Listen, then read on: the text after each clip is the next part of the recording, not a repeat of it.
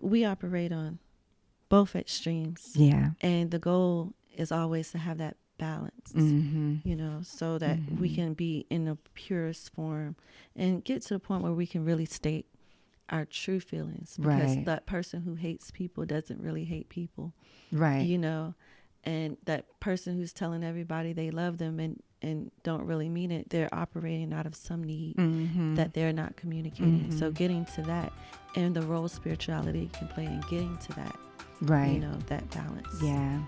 Hey, everyone. Let's start healing. I'm Adrienne Murchison, and welcome to episode 81 of the Let's Start Healing podcast. We have more in common than we think, and what we have in common can change the world. This is a bonus episode. I am in conversation with Tonya Murchison, my niece, and we are actually discussing the idea of fear of redemption. It is a chapter in the book A Course in Miracles, and for me, this chapter is the deepest chapter of this book. We will go into it. I'm not going to explain it all here, but we'll touch on it. And what we're doing is there are a few paragraphs in the book that I wanted to discuss and share with you. And it really honestly goes into how it's easier to hate than to love. We'll share more in our conversation. Tonya is a married mother of 3. And she is in the Navy, where she is a substance abuse counselor, among other things. And so her sensibilities in that area will come through in our conversation. I think it's pretty cool. I think you'll enjoy it. And I'm really looking forward to hearing your thoughts. Please subscribe to the podcast and let me know what you think. Send me an email or get in touch with me through social media. Well, let's get started. Let's meet Tonya and let's start healing. Welcome, Tonya. Thank you for having me. I should say welcome back. This one is live and in person. So you are indulging me in having a discussion about this little excerpt from A Course in Miracles that is, for me, it's from a chapter that is the deepest chapter for me in the book. The chapter is called The Fear of Redemption. And as I had mentioned to you, that it goes into our fear of love. And offline we had discussed, you had brought up romantic love. And truth is, I do think of romantic love when I think about this chapter sometimes, because it's so easy, because we can have a fear, as single people, of romantic love. So the whole point of this, just to lay a foundation for, the book, and the book is all about how we don't really know who we are. Like earlier, we were talking to your friend Tiffany about manifesting, and that really speaks to the power that we have and how we don't tap into that power. And most of the time we walk around just totally unaware of the power, and that power comes from a source, and that source is love.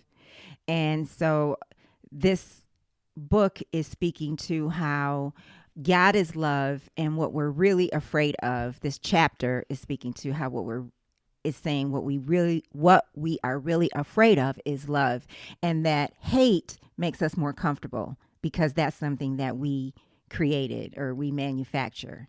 And the two paragraphs that we're going to dive into and talk about really speaks to, and I love this, is that there's only so far we can go with our ego. Like, our ego can run rampant. Even like the most horrible person on the planet who's committing the most horrible act, they can only go so far until they run into love. And I love that idea. So do you want to say anything before we I mean, even in the things that you just said, it brought up so many thoughts. for me, because you talked about single people having a fear of love, but I also feel like people in marriages also have that same fear. And it's until we can be fully accepting of the love that God gives us, can we really show up in the most loving way for each other. And the ego is a hell of a thing. You know, Mm-hmm. we are dealing with a death in our family right now, but with my father's passing, the last conversation we had was about the ego Mm-hmm. and what it would look like if that ego was put aside and God was able to step in a more prominent way. Mm-hmm. You know, what life would look like. Mm-hmm. And so it's just ironic that you brought that up, because that was the last conversation I Right. had with him before he passed. So, Wow. That's yeah. so powerful. And yes, so the passing that you just mentioned is not your dad. We're talking about your dad who died in 2014. Mm-hmm. Yeah. And now his brother, Uncle Russell, Mm-hmm. um, John Russell Murchison, we're honoring, Mm-hmm. his life, because we've lost him just Mm-hmm. this past Tuesday. So, Right. Right. Right. Right. So, okay. Honoring him in that, Tonya came to visit me from Jacksonville, Florida, uh, to be a source of comfort yeah, at this time. She's here for a couple of days, but I'm so grateful. happy to be here. I thought we might read from 3 into 5. Does that sound good? hmm Do I you want to read? I actually What? think that we should stop after 4, discuss 4, and then go into 5, because Okay. 5 is a lot in itself. Yeah. It says a lot, Yeah. um, and we don't want to. Okay. Lose anything. Yeah, Yeah. Okay. Do you want to read one and then I'll read the other? I'll read 5. Well, so you want me to read the first two? And we're going to make this quick. They're not long. So this is from The Fear of Redemption. She set me up. No, you tried it. So this paragraph says, in honesty, is it not harder for you to say I love than I hate? You associate love with weakness and hatred, with strength, and your own real power seems to you as real as your real weakness. For you could not control your joyous response to the call of love if you heard it, and the whole world you thought you made would vanish. The Holy Spirit then seems to be attacking your fortress, for you would shut out God, and He does not will to be excluded. You have built your whole insane belief system because you think you would be helpless in God's presence, and you would save yourself from His love because you think it would crush you into nothingness. I'm going to read that sentence again because I love it so much and I don't like the way I read it. You have built your whole insane belief system because you think you would be helpless in God's presence, and you would save yourself from His love because you think it would crush you into nothingness. You are afraid it would sweep you away from yourself and make you little because you believe that magnitude lies in defiance and that attack is grandeur. You think you have made a world God would destroy, and by loving Him, which you do, you would throw this world away, which you would. Therefore, you have used the world to cover your love, and the deeper you go into the blackness of the ego's foundation, the closer you come to the love that is hidden there. I'm going to say that one more time. The deeper you go into the blackness of the ego's foundation, the closer you come to the love that is hidden there. And it is this that frightens you. Okay, so you want us to dive into that for a minute or two. Yes. So my background is traditional Baptist. So there's still some fire and brimstone there for me. But some of the things that stand out for me is that for newer, I'm not going to classify all people as being this way, but for maybe people newer in building their relationship with Christ, there is a fear, and I'm speaking from my own experience, um, that in the acceptance of Christ into our lives, we have to turn away or give up certain norms that we've created, Mm-hmm. and that fear may cause us to put up the stiff arm a little, like, Right. wait, I don't Right. know if I can do this. Yeah. Um, and so I hear part of that or some of that in that passage. Yeah. Um, as far as the things that we've built, um, having that taken away, that God would destroy the things that we built, because some of the things we know are not of God or are not the healthiest things for Mm-hmm. us, but we're so comforted by those things being there. As much as we want God to come in, there's still that fear that, how do I live without this thing? Right. Which for me, a big thing that I've been on for the past couple months is faith. And what does faith look like for me? And can, you know, are the things that I'm doing consistent with having true faith and belief in God's power, for one. Mm-hmm. So I do believe that we run away from making changes. And that statement, that sentence that says, therefore you have used the world to cover your love. And the deeper you go into the blackness of the ego's foundation, the closer you come to the love that is hidden. I believe that to be so true, because the more we run away from things, the more life circumstances are going to force us back to Mm-hmm. our core belief system, which is, Christ or God, and the Mm-hmm. things that he has for us. It makes it so that it becomes undeniable. That relationship becomes necessary, like Mm-hmm. food, like water. Yeah. And part of that was from our own doing, Mm-hmm. and trying to Mm-hmm. run away from things. But we get to a point where through our running, we become more afraid of what life looks like if we don't make these changes and accept God fully. Then then what possibly come, or continuing to live in that, Mm-hmm. you know in if we didn't change at all. Mm-hmm. Our Mm-hmm. back kind of gets forced against the wall. Do we really want to keep living like this, or are we now willing to accept what could come? Because now we know that it has to be better than this. Right. And so we give up, we surrender. Right. Right. Yeah. Right. So Um, yeah, there's a line in this book that says, I could have peace instead of this. And to me, that's what you just said. mhm. And also when you said about like coming back to a core belief system, that is also coming back to a knowing. I mean, for me, deep in our spirits, we all have a knowing that, we can run away from.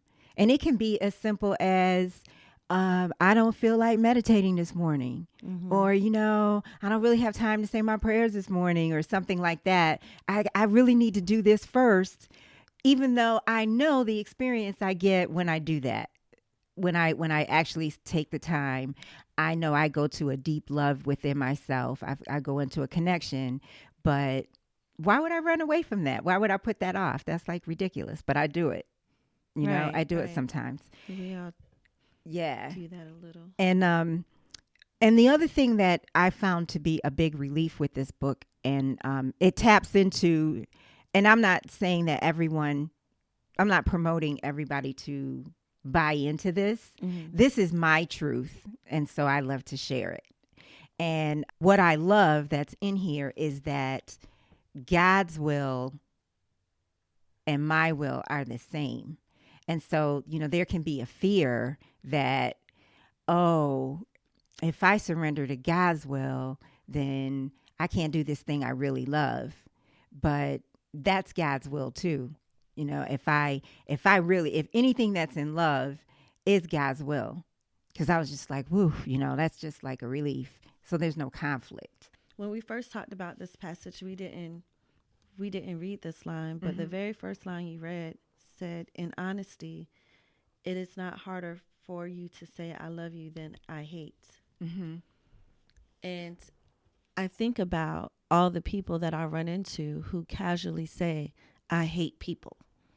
You know, it's a protective Yeah. statement. Mm-hmm. And when it comes to vulnerability, people will hide that with anger. You know, it's easier in our society in America. It has become a norm or more accepted to show anger and violence Right. than it is to discuss feelings and emotions. We're doing a lot of work to shift from that here, but that was the thing. That was what was socially acceptable. Mm-hmm. So we see that a lot. Mm-hmm. We also are people pleasers. So it is a lot of people out here saying I love you and don't have any real concept of what real love Right. is. Right. Right. So Yeah. we operate on both extremes. Yeah. And the goal is always to have that balance, Mm-hmm. so that we Mm-hmm. can be in the purest form and get to the point where we can really state our true feelings, because Right. that person who hates people doesn't really hate people, Right. you know, and that person who's telling everybody they love them and don't really mean it, they're operating out of some need Mm-hmm. that they're not communicating. So Mm-hmm. getting to that and the role spirituality can play in getting to that, Right. that balance. Yeah. You said something about 30 seconds ago, and I can't remember what it was that touched on this thought, that I was reading a quick article about why people are drawn to some of the popular darker shows out right now, like Euphoria and The Yellow Jackets, which I watched both of those. And you don't have to have seen them Mm-hmm. to know what I'm talking about in this conversation. So they were saying something like how people are drawn to them during these dark times that we're in. Like, why would we want to watch those, these dark shows? And it was some explanation that I didn't really agree with.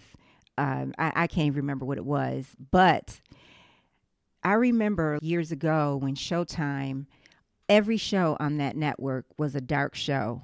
And Mm-hmm. I was so drawn to it because I like dark shows, because I feel like they speak to real things that people experience. Mm-hmm. Like Nurse Jackie. Nurse Jackie is a great nurse, and she's a true addict of pills, and, will lie, steal, cheat, whatever she has to do to get these pills. And she's a mom and married and all this stuff. And, that's real. I love stuff like that. That's where the rubber meets the road. Mm-hmm. It's kind of like Yeah. group therapy. You Mm-hmm. have similar people with similar experiences coming together, not feeling ostracized, Mm-hmm. um, not feeling alone, Yeah. and having a person could walk around carrying whatever they're carrying and working all day tirelessly to hide it from the world, feeling completely alone, fearing judgment, and then they come across somebody who may have experienced the same thing or be going through the same thing and finally be able to exhale, Yeah. you know? Mm-hmm. Yeah. And so, Absolutely. So, do you want to go to the next one? yes. Okay. I would like to start by saying this book is worded funny. So please forgive my stumblings. And you know what? I don't know if this speaks to that or not, but it is said to be written in iambic pentameter, which I think it's beautiful the way it's written. But in the beginning, when I first came to this book, I was like French. It was definitely like French. I had to read it out loud for it to digest. Yeah. You still get the meaning though. Yeah. So, okay, here we go. This is paragraph 5. You can accept insanity because you made it, but you cannot accept love because you did not. You would rather be a slave of the crucifixion than a son of God in redemption. Your individual death seems more valuable than your living oneness, for what is given you is not so clear as what you made. You are more afraid of God than of the ego, and love cannot enter where it is not welcome. But hatred can, for it enters of its own volition and cares not for yours. Yeah. Boom, y'all. Yeah, man. Absolutely. I love that paragraph.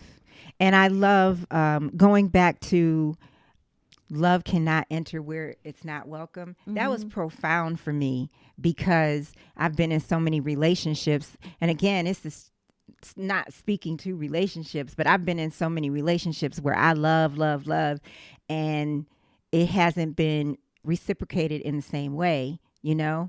And love can't enter where it's not welcome. And it reminds me of like a vampire too. Like if you ever watch True Blood, like you have to be invited into the home, you know? Love cannot enter where it's not welcome. God's love is right there, but it's not going anywhere. God's love is not going anywhere, but it can't We enter. make it hard. Yeah, though. yeah. We make it so hard. That man is tired. He's sick of us. I do believe a large part of us walk by sight and less by faith, you know. And my coworker and I, we were talking about how when it comes to picking orders, I'm currently in the military, and when it comes to trying to get orders, there are certain things we can do, but we're afraid to do certain things because we don't want to limit God's impact or what God wants us to do. We don't want to limit or cut ourselves off from his direction, you know. So the word balance again, we're trying to figure out, like, how do we maintain that balance to where we're being proactive and working on our behalf, but we're not, you know, swiping away the hand of God. Right. You know what I'm saying? So, and with that, the only answer that we found is prayer, you know, and Is what? prayer. Prayer. And through our prayers, after we pray, what brings us peace? What's going to what decision or move brings me the most peace after I pray? Because there's also that question, how do you know when God's talking to you, or when it's your own mind, you know, trying to do what the ego, trying to do its will. Right. You know, how do you know the difference between God's will and your ego's will?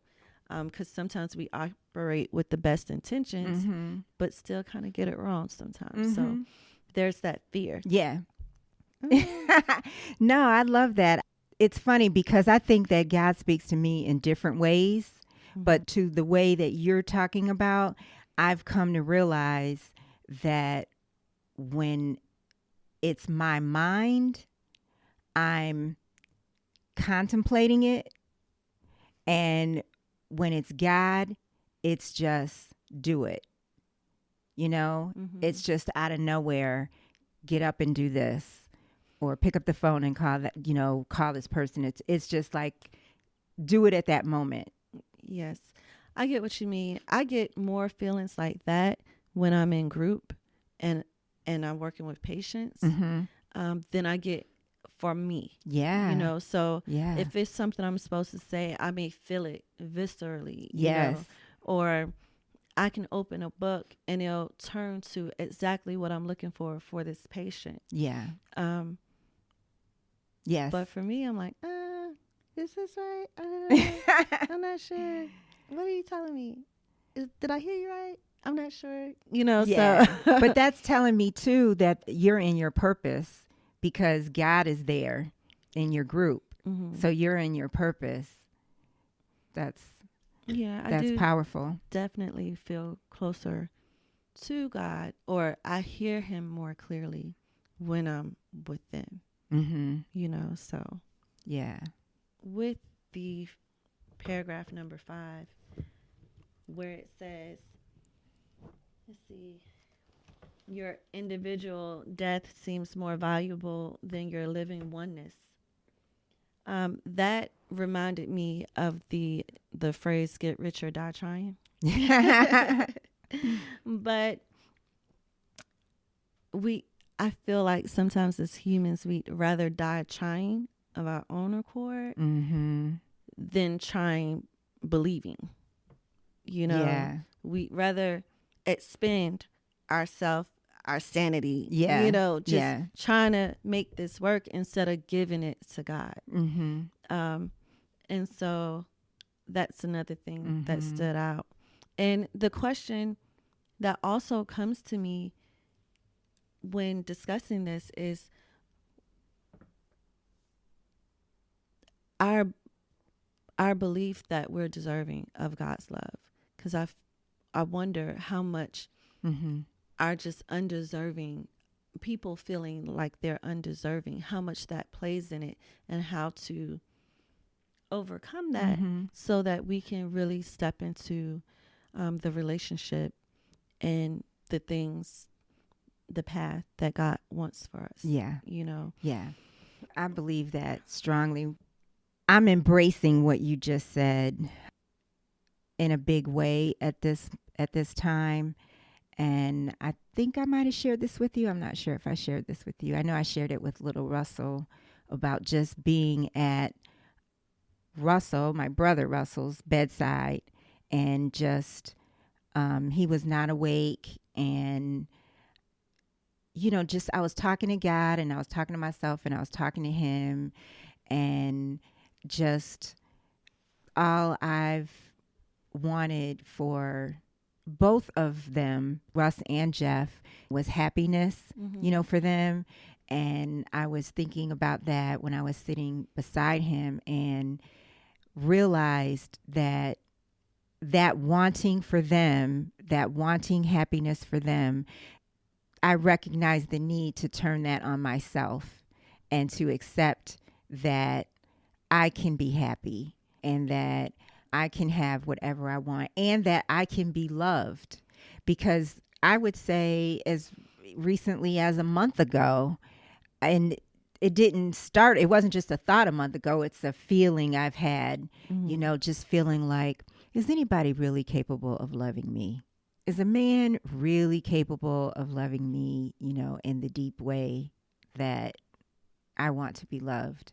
I know that the men in my family are, and I know that the men who are friends are, but is a partner really capable of doing that? And I was really honest with myself and said, I didn't think so. Mm-hmm. Like a month ago, Mm-hmm. you know? And I was like, no, I don't feel it. And it's necessary for me to feel it. And I had to be honest. And it doesn't feel good because how am I going to track that if I don't feel it? Mm-hmm. But then I don't know, my heart was open, I know because I'm sitting beside him. My heart was so wide open that I said, I'm willing to accept that, yes, I can be loved. I can have that love. I can have that fulfillment. So that's huge. Yeah. Yeah. That manifestation, um, Mm-hmm. speaking things into existence and letting go of the things that and the beliefs that don't serve us. You Yeah. know, Mm-hmm. You're right. letting go is kind of a big deal for me right now. During the spiritual conversation I had with Uncle Russell the night before he passed, I had to let go of certain things in order to peacefully release him, I guess. Mm-hmm. Like, Mm-hmm. because there were so many things that I still wanted to do with him. There was so many aspects of our relationship I still was looking to flourish Mm-hmm. more with him. And, that hope was still there, Mm-hmm. and being away from him and not seeing the transition, it makes it hard to believe. So having to let go of those dreams and be accepting of a different relationship that Right. can still develop. It doesn't look The how it would same. look in its human form, but that relationship is still there and that relationship is still possible, maybe even more so now Mm-hmm. that some of the human, I'm getting hot just talking about this. Maybe now that some of the human things, the earthly things are out of the way, maybe it leaves room for that. So letting go of that idea of that type of relationship so Mm-hmm. he can let go. It's a process. It's a spiritual process, because I remember us as a family going through that with my father too. Yeah. So um just the letting go. So letting go of the things that aren't serving us, and being accepting of the things that would, like Mm-hmm. the belief that you are deserving of love and gonna find someone Mm-hmm. who is gonna love you the way that you want to be loved. Mm-hmm. Or me believing that I can be, the person who I want to be in the military one day, Mm-hmm. or the person I want to be outside of the military. Just knowing that those things are capable, letting go of these behaviors Yeah. that are not serving us, that's keeping us away from God and keeping God at a distance. Because this Mm-hmm. does say here, um, in this book, the Holy Spirit then seems to be attacking your fortress, for you would shut out God, and he does not will to be excluded. So letting go of the things that push him away, because we do kind of have that bipolar relationship with Yeah. God. Like, leave me alone, don't leave me. Let me do what I want to do. Wait, I need you. Right, You right. know, Yeah, yeah, yeah. And so just letting go. Cut Mm-hmm. it out. Yeah, yeah. Well, how do you see the world right now? Because I'm asking that because of that line. It speaks to me. I think you just read it too. You did. Excuse me. Your individual death seems more valuable than your living oneness. For what is giving you for what is given you is not so dear as what you made. And the word oneness, living oneness, it that speaks to me of our collective oneness. Mm-hmm. And when the pandemic began, I thought it's so obvious that we're one because we're giving this Mm-hmm. disease, this virus to each other. It's so obvious that we're one. And also now, even though the world seems so divided, it also, to me, is clear that we're evolving collectively. A lot Mm-hmm. of us are evolving. And this conversation we're having was not as mainstream 2 years ago or 3 years ago. I don't think. I think it's more accepted to have this conversation now Mm-hmm. than it was when I started the podcast. Mm-hmm. And so, how do you see the world right now? And what I'm saying, do you feel like, nah, I don't feel that way. I see it this way, or, a different way. I see a lot of opportunity for those who are viewing it through the same lens, who see the opportunity too. There are some that have more value in their individual, you know, deaths, I guess.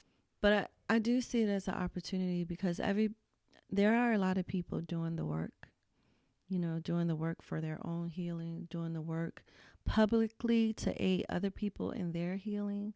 So I do believe that we're able to shift the balance, and it's more people who are looking to live in oneness than there are people who are just going to get there on their own, individualistic. Um, we've technically been an individualistic society compared to Mm-hmm. Western cultures, Mm-hmm. Or Eastern or cultures. Eastern cultures.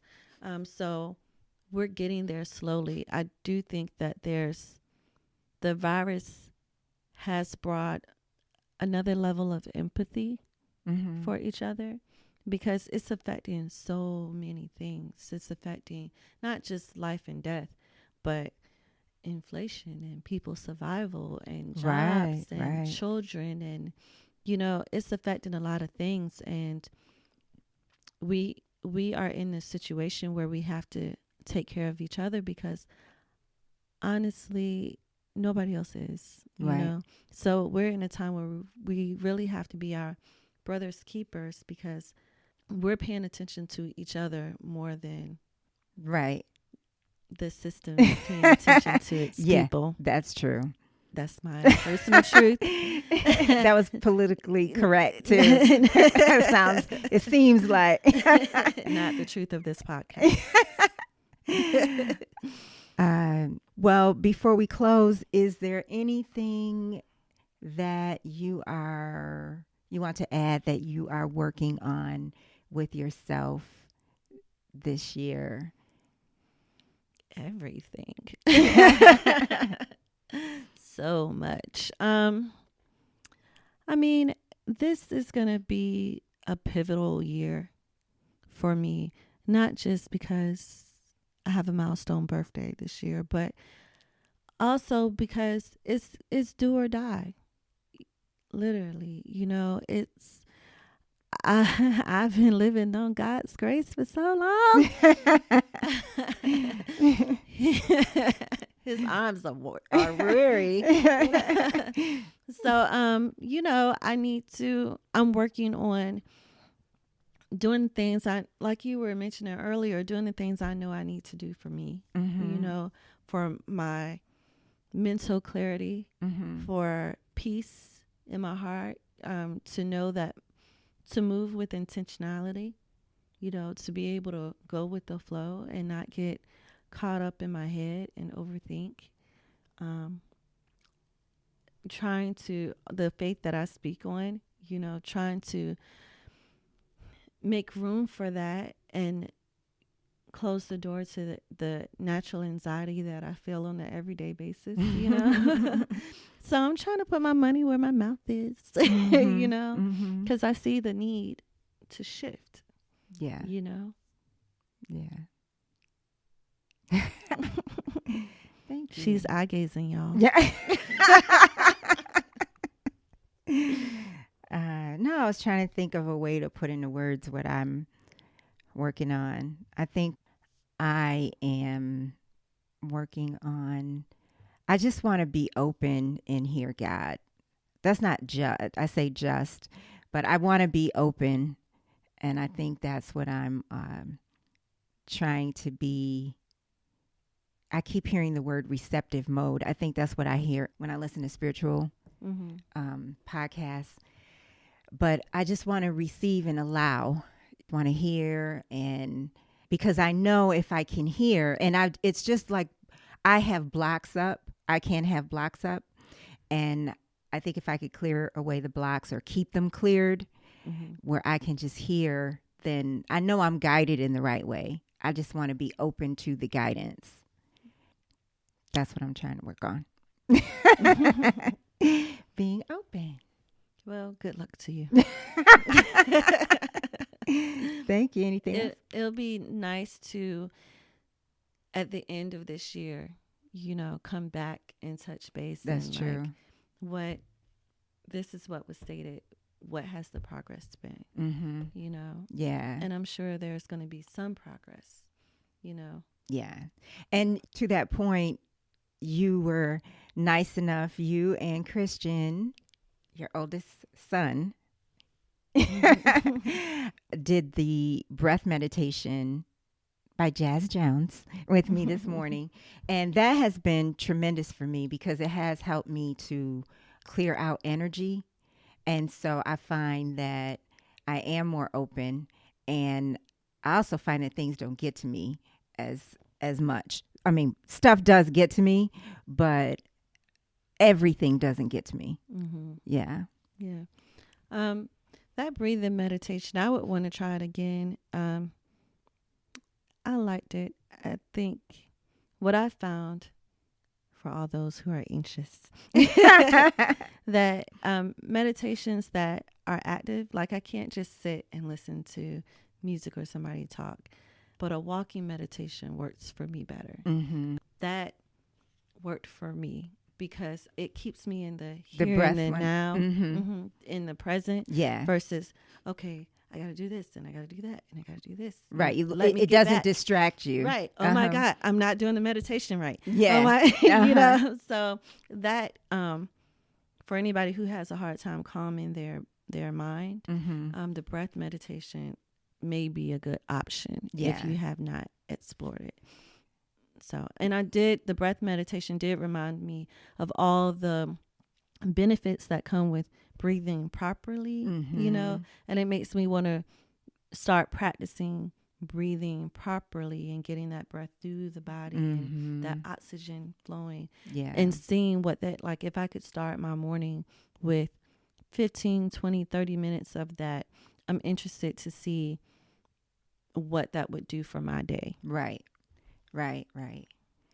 When you were talking about, like, not being able to quiet the mind, and the end of that meditation, I'm in the clear space, and then I'll sit down, and then I'll go into a meditation where I'm just being still because my mind is clear and I can get there like so fast. And then also what I'll do is I will add prayers in the movements because I've done it so many times now. I can stay up with what she's saying as she's moving us through the meditation, and also add in. So what she's doing is she's going through the energy centers. And so for the root chakra, I am safe. And then I am creative. And the solar plexus is I am strong. So like for when we get to I am strong, I'll add in I am the will of God. And when Russell was in the hospital, I would say, you are strong. I am strong. You are strong. We are strong. We are the will of God. And then when we get to the heart chakra, I'll say, which is I am love. I'll say, I am the thought of God. I am love. I am the thought of God. And then I'll, incorporate other things sometimes too. But all of that is meditating. Yeah. And prayer, When we got to the throat, I said, I am loud. Yes. Tanya's voice is so soft. I am boastful. And it's so funny how, and that's the throat chakra. It's so funny because how we all have something different. Because knowing that, you had said you wanted to work on carrying your voice. And I was like, wow, because mine is, believe it or not, being more expressive and speaking more of my truth. Oh, there's more, y'all.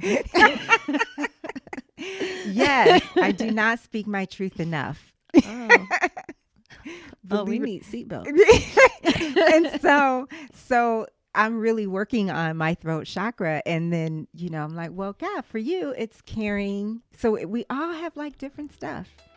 So profound. Well, Tonya, thank you for doing this. Thank you. You're welcome. Thank you for joining us. Remember, you can listen to all of our episodes on traditional podcast platforms. Until next time, let's start healing.